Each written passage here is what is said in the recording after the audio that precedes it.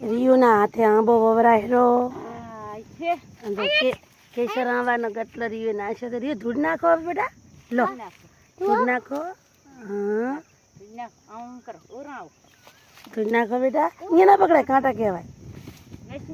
બેસ બેસ અહીંયા બેઠી બેઠી ધૂળ નાખ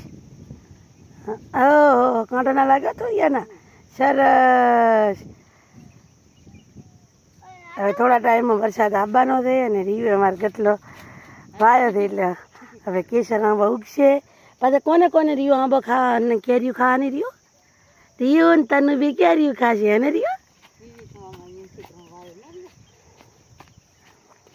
એક અહીંયા વાયો છે રીયુના હાથે